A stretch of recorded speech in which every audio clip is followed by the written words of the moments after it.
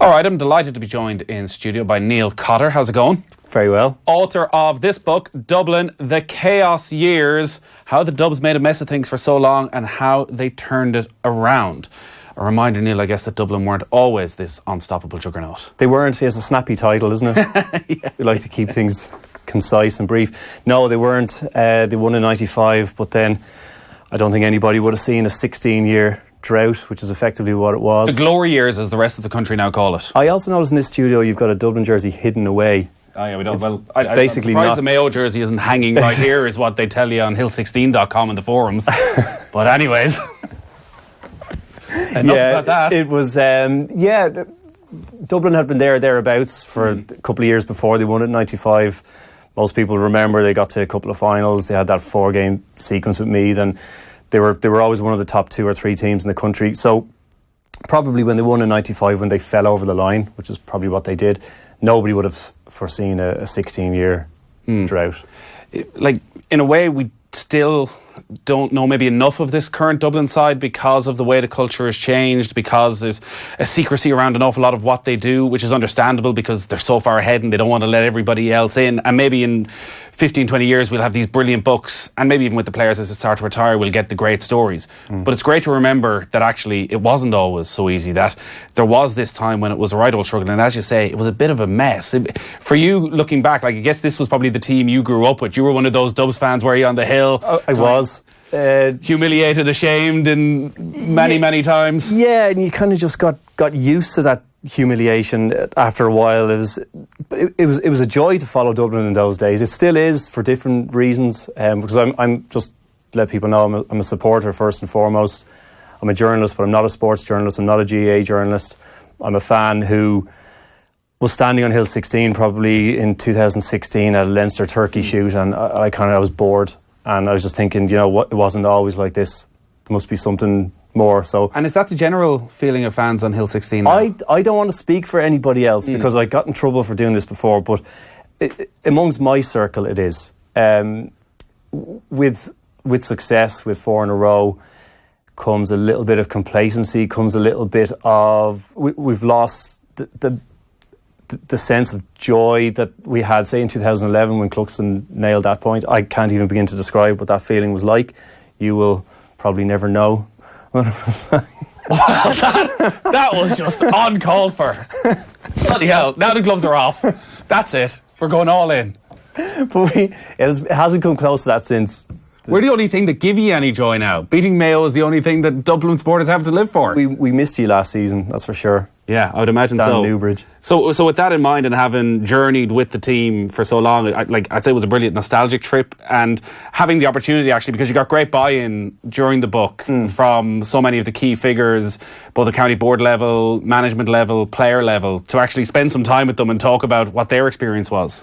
Yeah, and in order to write this book, you did need serious buy-in, and I have to thank everybody, because they didn't know me from Adam, and they gave me great access, and they spoke very openly and honestly, and I don't know if sports people do that anymore. I don't know if they can, because sponsorship and all that sort of stuff. So these guys, once you're removed from it a little bit, it's 10, 15, 20 years ago, you can speak openly and honestly, and that's what they did. And it was a real eye-opener, because even though I was a supporter back then as a child or as a teenager, you had no idea what was going on behind the scenes, and that's kind of what I wanted to find out, is why we weren't winning when there were obviously good players there. You mentioned Keith Barr as somebody in particular who you found was incredibly insightful and really liked the way that they actually spoke. Well, Keith, the reason I ran Keith initially was because people were kind of saying bad things about him. So I was like, I better give him a right of reply here. And he turned out to be the star probably of the first half of the book. He's incredibly forthright and honest fella, but he's not a guy I would like to play with, I don't think. Why? He wasn't a fella who would openly welcome people into the dressing room. He'd been around the block himself by 1996. He'd lost a lot. He'd been hardened by that defeat. And new guys coming in just didn't get the arm around the shoulder from Keith at all. And he's kind of the view that if you want to share this dressing room with me, well, then you've got to earn your place. Now maybe that still happens in dressing rooms. None of us really know, because nobody talks as honestly as Keith Barr does. And when you spoke to him now then, 20 years on, did he still feel the same, that that was the right thing at the time for that Dublin group? Or did he look and think, well, actually some of these younger players maybe couldn't perform to their best because of the atmosphere that was there? Well, that's the thing. Like, you look at, say, Ray Cosgrove. He was actually around in 1996, and he was brilliant in training, but he didn't get close to the team when it mattered because, well, player power probably played a part. But Ray eventually made a breakthrough 6 years later in 2002. But he could have done it a lot sooner, maybe, if Keith had been a little bit more welcoming towards him. But he wasn't, and he's kind of unapologetic about that. I was going to say, like, now when and I presume you went to him when you told him what people had said, like, what was his reaction to the negativity that was out there? I cannot dispute or deny it, I think were his exact words. He goes, I was the way I was.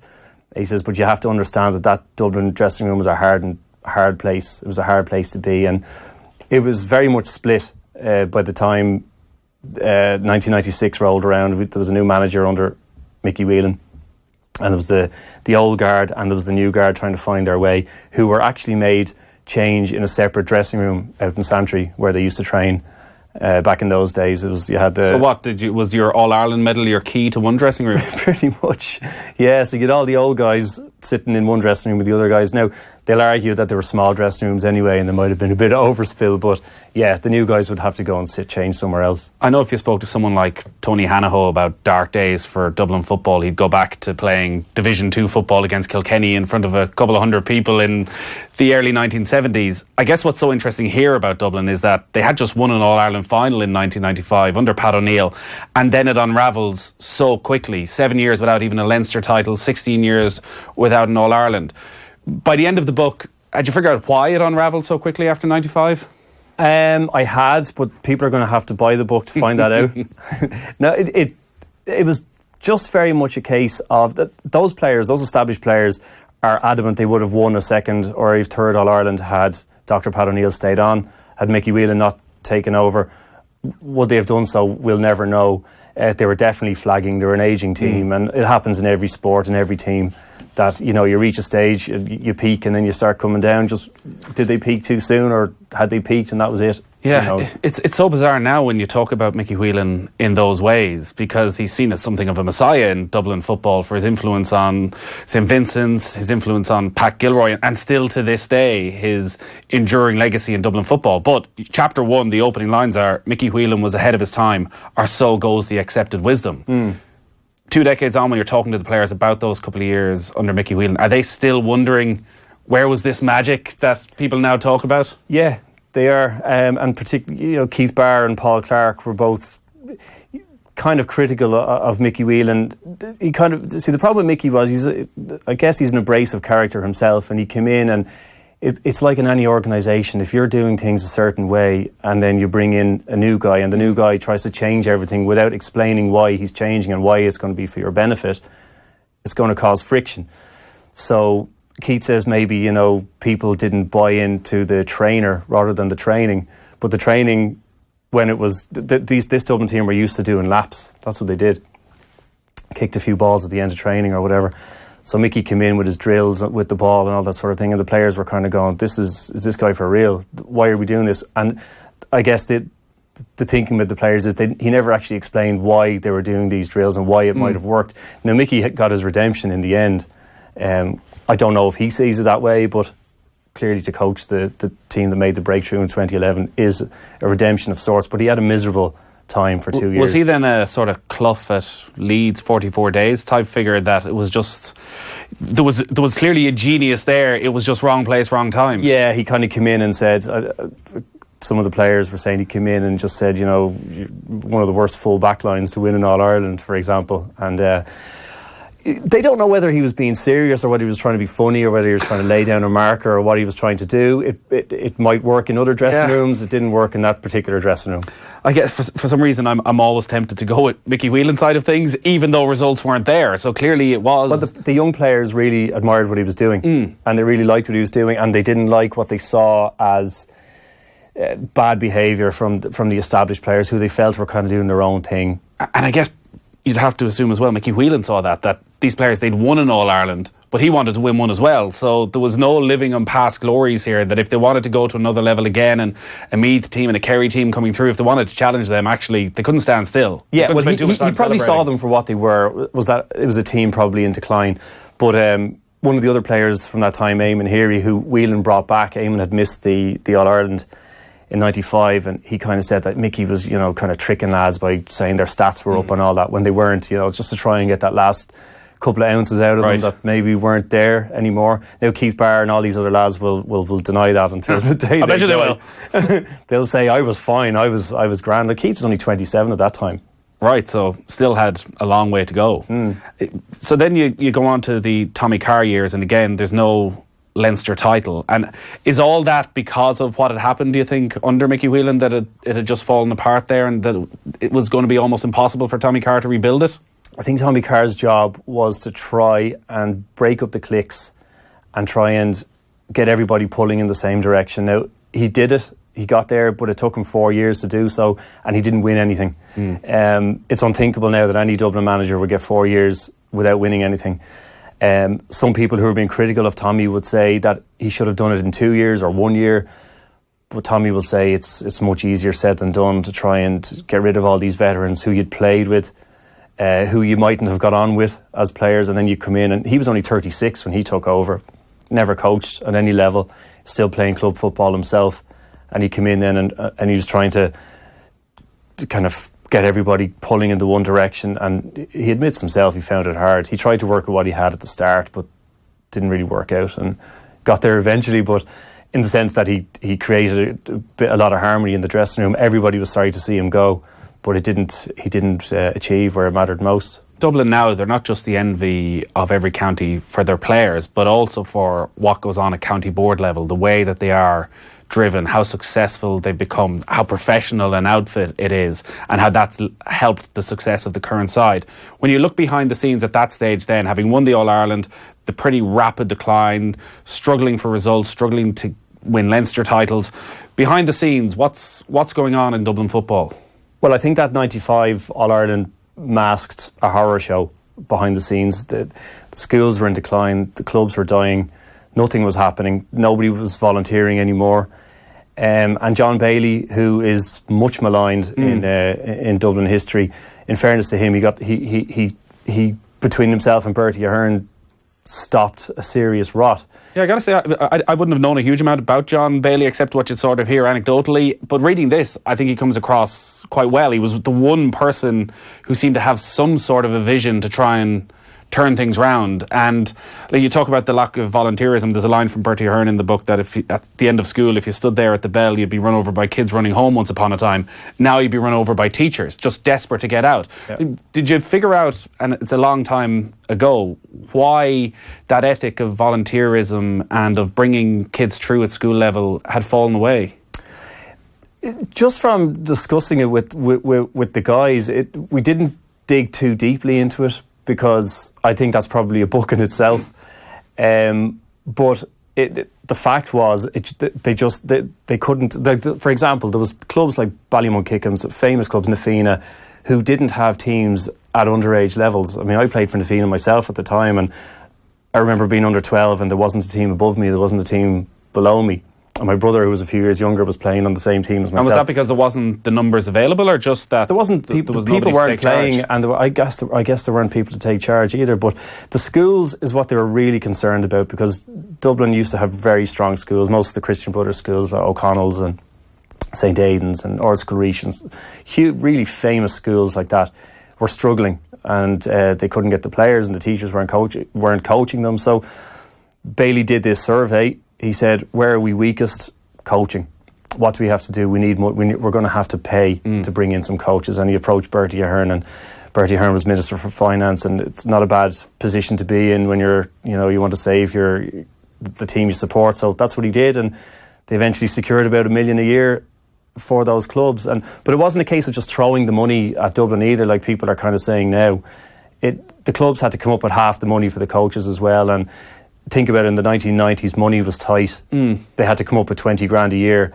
It took a long time for the clubs to buy into this, because they're thinking, well, hang on, I can't afford 20 grand a year. Well, it feels now as well that it was quite both ambitious and quite brave, because in such an amateur game, to go out and say, actually, the way for us to get back is we're going to pay people. We are literally going to go out and we're going to pay people 35, 40 grand a year to coach our players, and we're going to ignore not ignore the voluntary side, but that's not stepping up to the mark. So we're going to fill that gap in some way. It was professionalising what's an amateur sport, and some people were uncomfortable with that, and it took 8 or 9 years, but eventually the clubs all bought into it, and without it, and I know this from speaking to people at various clubs, they would have been dead. And people who are criticised Dublin now for being too strong, would they prefer them to be too strong or dead? Yeah, depends who you ask, I guess, at this stage. You mentioned Bertie, and he is a pivotal figure in certain parts of this because of his love for Dublin football and also the position he holds at the time as Minister of Finance. How important was he then in that period of Dublin football and being able to arrange the finances? Is he the main figure involved? Well, the redevelopment of Parnell Park as well, he secured, I think, $500,000 from the state coffers as well for that, and he even says in the book that he still has the spade from the groundbreaking and keeps it out in his shed. And every time he goes out to do the garden, he has to decide, better not use that spade. But he also got them the money for the floodlights then as well for Parnell Park, which before the redevelopment, it wasn't fit for purpose, basically. So Bertie was heavily involved in redevelopment of Parnell Park, and he was also a central character in this professionalisation of the coaching structures across the city as well. So again, another fellow who's much maligned, but he, as one player said to me, he says Dublin GAA would be dead if Bertie hadn't got involved. And private money then coming into Dublin, was it around that time as well that they sought private investment? I know at one stage that the Dublin players had a name, the Taliban, for certain figures that would arrive into training. Yeah, Tommy Lyons was another good guy who was good at raising money as well. Now Pat Gilroy would take that on to new levels, but Lyons started that whole thing. It wasn't really Tommy Carr's thing, but Lyons had a few businessmen who were willing to put their hands in their pockets. And, so that was just for training camps, that sort of thing? Yeah, that sort of whatever Dublin needed. Dublin were always well funded, to be fair. But I think the money, it's two separate things, that, you know, the commercial revenue and the fundraising, and then you've got the coaching for the schools. And people sometimes confuse that as the same thing when it's not. So they never had a problem raising funds for the senior football team? Not really. It was it was at juvenile a lot of counties level. would similarly echo that to this day, I think. Yeah. Everybody wants to see their name on the jersey of the senior football team. Yeah, and in fairness, Mayo are fantastic at raising funds as well, and Tyrone and Kerry as well. But Dublin have always been quite adept at it. What was the sense of the Tommy Lyons era from those who were part of it? I think they all wish he just left after the first year. Now, was it after the first year that the players voted him out? It was after the second year. It was in 2003. But the thing with Tommy Lyons is, and I in the book, whenever somebody is critical of an individual, I always try and balance it with something else, because these guys are amateurs and they're doing it for free. They're not paid managers. Sure. The players put in a huge amount. You don't want to be critical of a guy who's doing all this out of love for the jersey. So Tommy Lyons, he has shipped a lot of criticism, but he did some good things for Dublin football too. He won that first Leinster in 7 years. Like, that's unthinkable, but that's what he did. And that first year he brought in the young players and he kind of set them loose, and he said go off and play, and they were brilliant in 2002. And brought in good people around him as well. Yeah, he did, and he'd Pillar as well, who people weren't too sure about. Why? He was seen as a little bit of a yes man under Tommy Lyons' thing. He wouldn't have spoken out of turn, and he wouldn't have disagreed with the manager or anything. So when Pillar then went on to get the job, there's a lot of people going, for God's sake, is this the best we can do? But he quickly changed their minds, and Pillar, as another fella, did some extraordinary things for Dublin as well. He gets criticised too, but he did some great things. Well, he was there for the 5 in a row Leinster titles, but not able to go and seal the deal in an All-Ireland final. Like, that's probably the most famous recent era of Dublin football in a way, because of the lack of getting the job done, and would they ever get it done, in so many horrific defeats in important games. When you spoke to the players from a decade ago, and some of them are still in and around the game at this stage, was there a consensus as to why they couldn't deliver on the biggest occasions? Everybody has a different theory. I guess under Pillar Caffrey, I think the general feeling is that he'd never use the squad. He pretty much would pick the same 15 every week, or every couple of weeks whenever they were playing a match. The squad members didn't feel included. Like, Pillar's weaknesses were he treated the first 15 as the men and the rest of them were almost like the boys. He would take the first 15 into a pre-match huddle and everybody else could kind of just go and wait somewhere else, which isn't going to foster a great spirit on match day. But the funny thing is, off the field, they're a very close bunch, and the coaches were very close with the players, and they kind of felt, one of the coaches at that time was Paul Clark, who's back involved now with Jim Gavin, and he's kind of asking in the book, he says, Jesus, were we too nice? Were we too friendly? Did we all get on too well? Right, so it was a very happy camp. Very happy camp. Yeah, they drank together, trained together, went off on weekends together. They were all best of friends, and they're still best of friends. And even the lads who won in All-Ireland eventually in 2011, their first thought would have been for the lads who were with them under Pillar who didn't win in All-Ireland, because that's how close they were. So there wasn't that gap that's, we assume, is there with Jim Gavin and his players, whereby he keeps a safe distance away. God, no, they'd be clinking glasses and having a few pints together and all that sort of stuff. Where does John Costello come into the mix? John Costello is an extraordinary administrator. He's done a fabulous job at Dublin.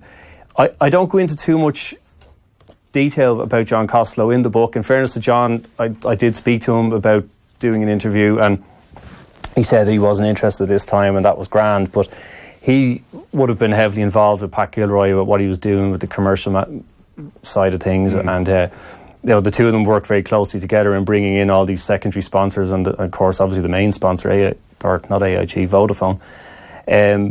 Again, he's another character that, without him, perhaps the course of history might have been a little bit different too. So I think there's a book in John Costello also. You're not done just yet, is what you're saying.